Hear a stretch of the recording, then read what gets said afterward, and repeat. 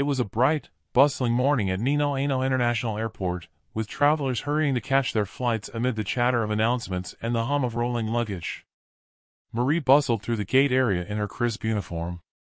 Her navy blue blazer was perfectly pressed, and the golden insignia on her lapel gleamed as she helped passengers with their pre-flight queries.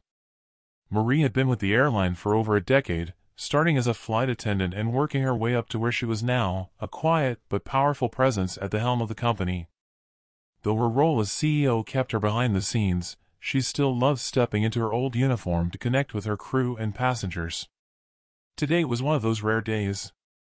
As she greeted passengers at the boarding gate, her warm smile and polite demeanor stood in stark contrast to a group of wealthy passengers lingering near the VIP lounge. Their voices carried over the buzz of the terminal. "Did you see that flight attendant?"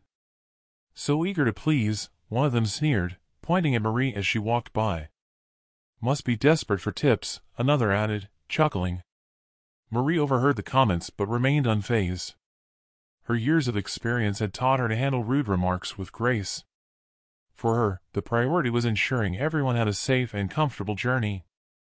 Soon, the group of passengers boarded the flight, their entitled attitudes evident in how they waved off instructions from the cabin crew and demanded immediate attention. As the lead flight attendant for the day, Marie kept a close eye on them, ensuring their behavior didn't disrupt the other passengers. Inside the aircraft, the group's behavior escalated. One of them snapped his fingers at a younger crew member who was serving drinks. "Hey, tell your supervisor I need more ice in my champagne," he said dismissively. Marie stepped in calmly.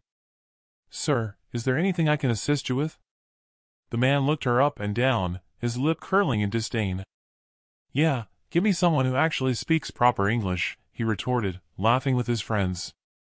The young crew member behind Marie looked flustered, but Marie placed a reassuring hand on her arm before turning back to the man. "Of course, sir," she replied smoothly, her poise unwavering. "Let me take care of that for you." As she walked away to fetch the ice, she heard one of the passengers mutter, "What do you expect from a Filipina flight attendant? They're all the same, just here to serve." Marie clenched her jaw but kept walking, determined not to let their words affect her. Little did they know, this was far from an ordinary flight, and they were about to learn a lesson they would never forget. The plane hummed softly as it soared through the skies.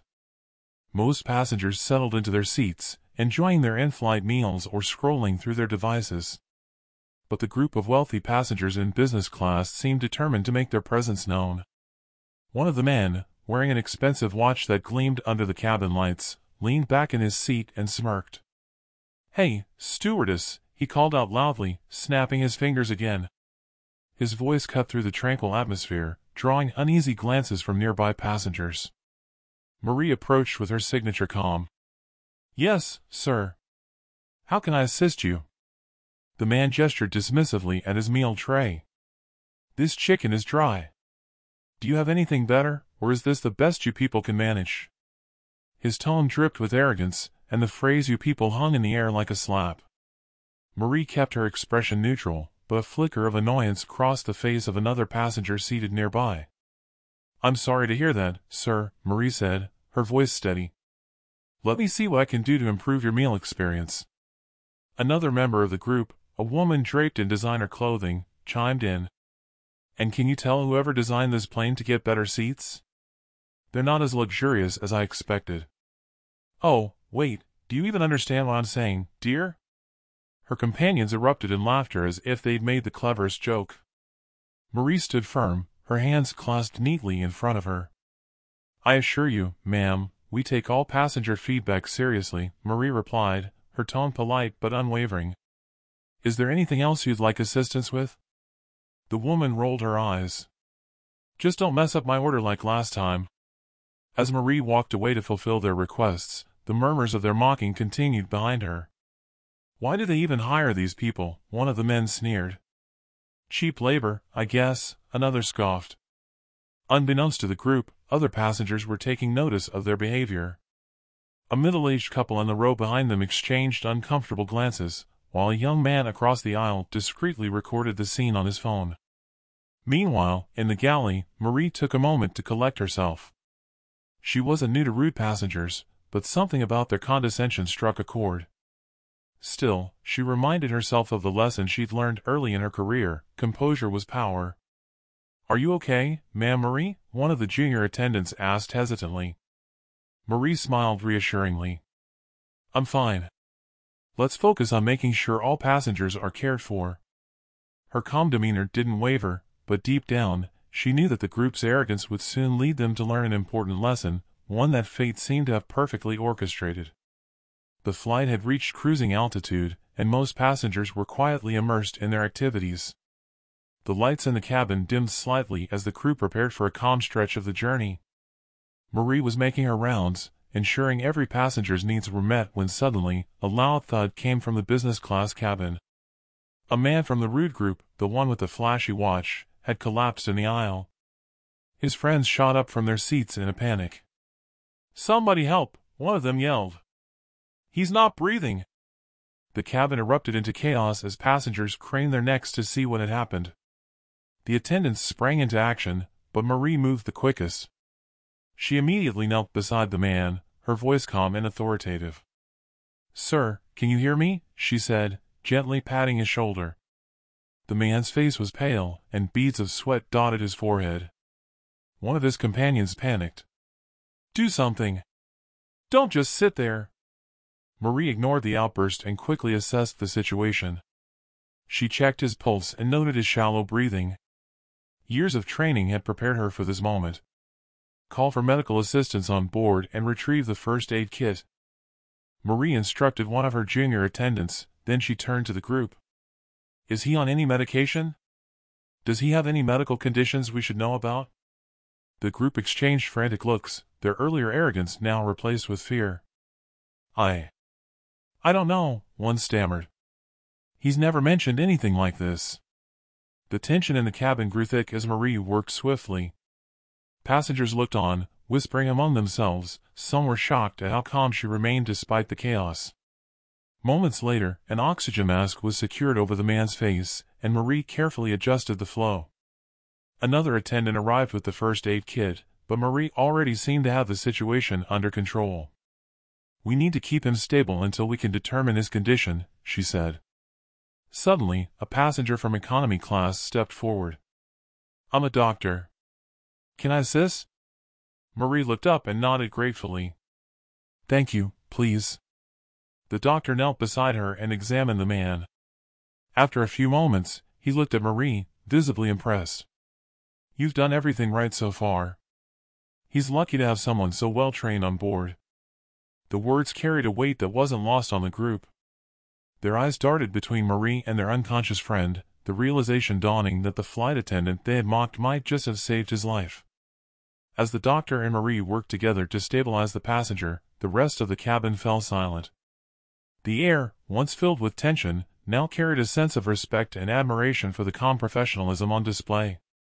Eventually, the man's condition stabilized. He was still pale but breathing steadily, his head supported by pillows Marie had carefully arranged. "Thank you," one of his friends said to Marie, his voice trembling. The arrogance from earlier was gone, replaced by humility. "I don't know what we would have done without you." Marie gave a small nod, her expression soft but composed. "It's my responsibility to ensure the safety of every passenger." As she stood and adjusted her uniform, Marie caught the eye of another passenger who had witnessed the entire scene. The man gave her a subtle thumbs up, and she responded with a faint smile. Little did the passengers know, the day's surprises weren't over yet. As the flight continued, the tension from the earlier incident began to ease. The once arrogant group of passengers sat quietly now, their earlier bravado replaced with gratitude, and perhaps a touch of embarrassment. The man who had collapsed was stable, thanks to Marie and the doctor, and the rest of the crew worked diligently to maintain a calm atmosphere. Marie returned to the galley to check on her team and gather her thoughts. She adjusted her blazer and took a deep breath, knowing that moments like these were what defined her career. But as she prepared to resume her rounds, a junior attendant approached her hesitantly. "Ma'am, Marie," she whispered. "One of the passengers asked for you specifically. They're inquiring about your position." Marie arched an eyebrow but nodded. "Let me handle it," she said, stepping out into the cabin. In business class, the group of wealthy passengers had gathered around their friend's seat, still visibly shaken. One of them, the woman in designer clothes who had mocked Marie earlier, gestured for her to come over. "Excuse me," the woman said, her voice softer now. "We wanted to say thank you for what you did. I don't know how you stayed so calm. Are you always this composed?" Marie smiled politely. "It's part of the training. We prepare for all kinds of situations to ensure passenger safety." "But how?" another chimed in, a man who had been one of the loudest critics earlier. "You seem different, like you've done more than just training. What exactly do you do for this airline?" Marie hesitated for a moment. She had never enjoyed drawing attention to herself, but something about the sincerity in their voices made her reconsider. "Let's just say I've been with this airline for a long time," she said, choosing her words carefully. The doctor, still seated nearby, overheard the exchange and chuckled. "You can be modest all you want, miss, but the rest of us saw it.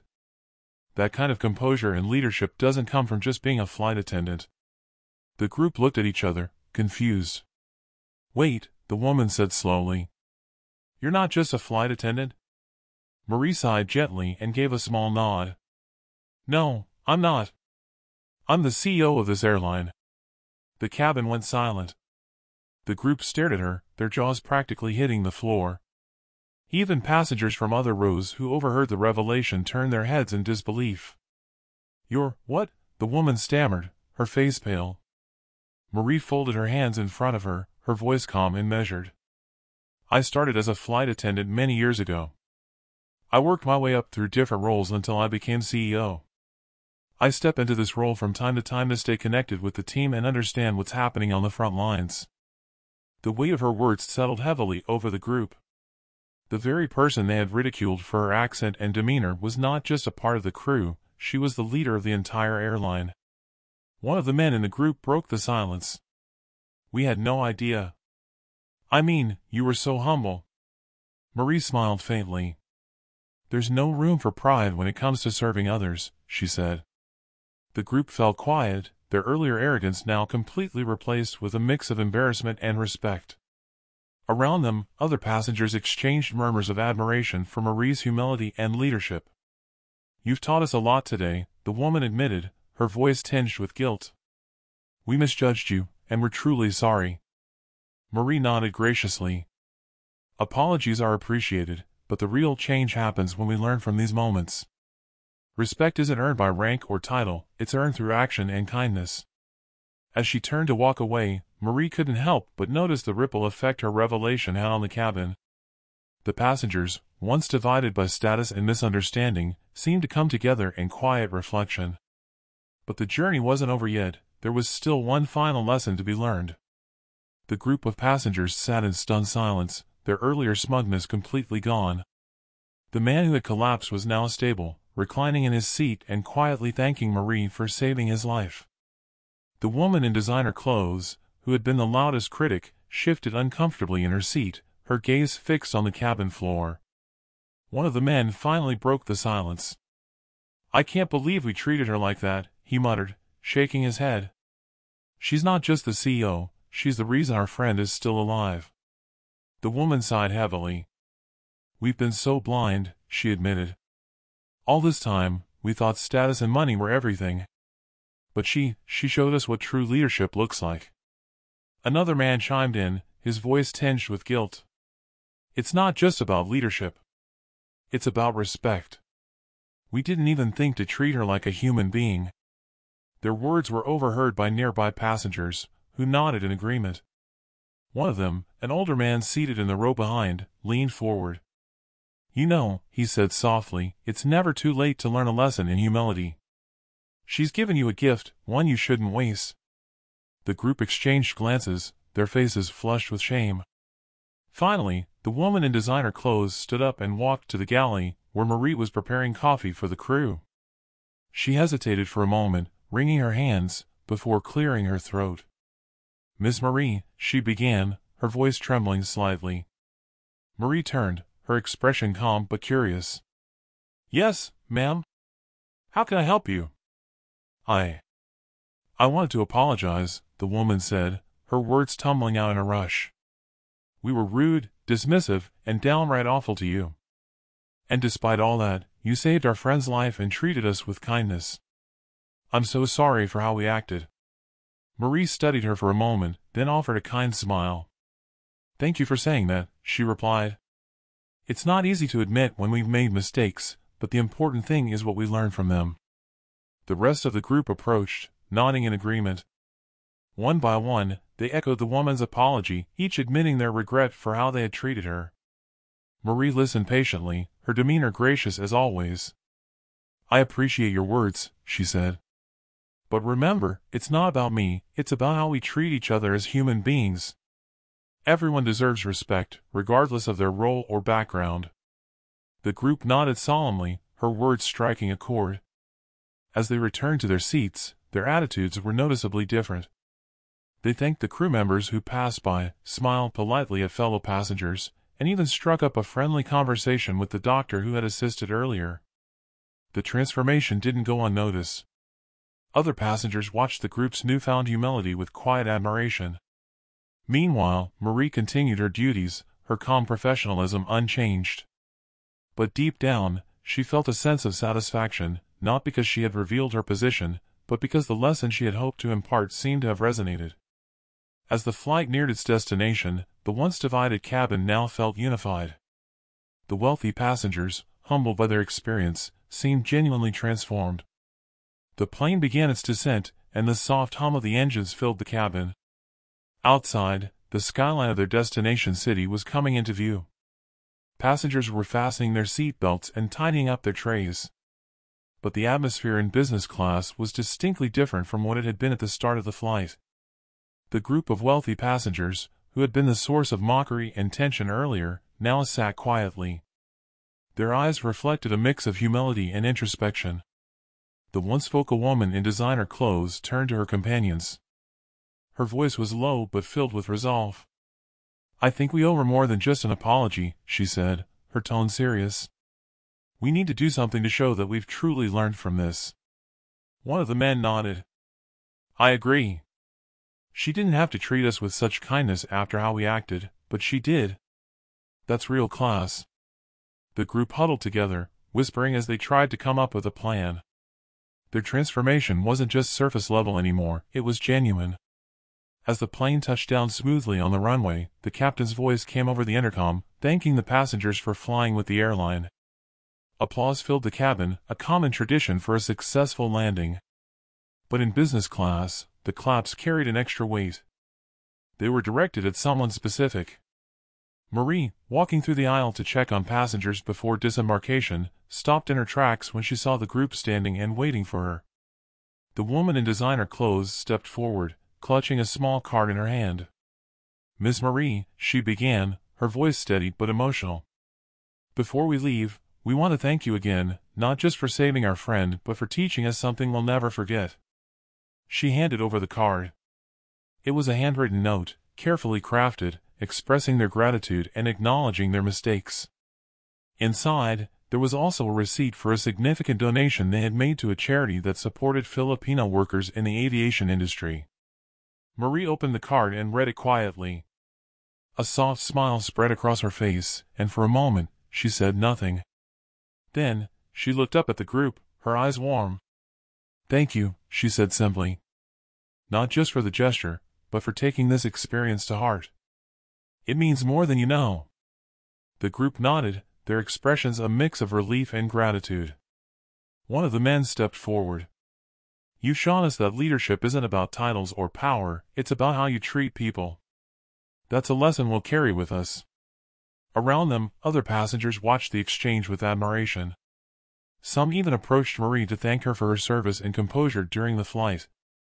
The atmosphere in the cabin had shifted completely, leaving an impression of unity and shared humanity. Passengers began to disembark. Marie stood at the door with her usual warm smile, bidding everyone goodbye. But this time, the thank yous she received felt different, genuine, heartfelt, and filled with respect. As the passengers disembarked, the group of wealthy travelers was among the last to leave. They paused at the door, turning back to Marie one final time. The man who had collapsed extended his hand, his face sincere.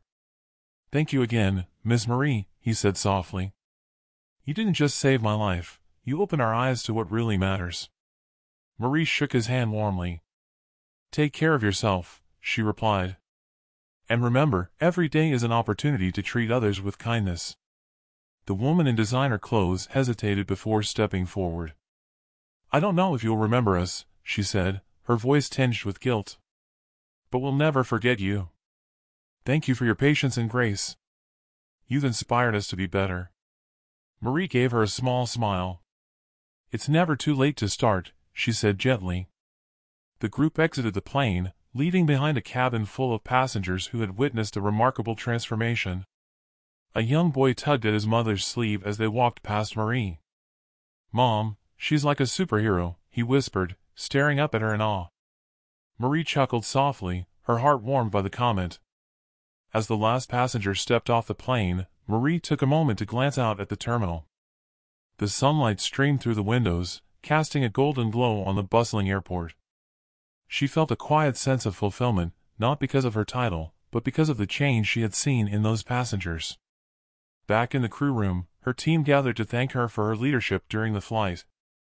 One of the junior attendants, still in awe, asked, "Ma'am Marie, how do you stay so calm and composed even when people are so difficult?" Marie thought for a moment before replying. "It's not always easy," she admitted. "But I remind myself that everyone is fighting a battle we can't see. Sometimes, all they need is someone to show them patience and understanding. And sometimes," she added with a smile, "a little humility can go a long way." Her words hung in the air, resonating with the crew as they wrapped up their debriefing. Marie stepped outside to catch her next connection. She didn't crave recognition or applause. For her, the reward came in moments like these, moments where kindness and understanding could make a lasting impact.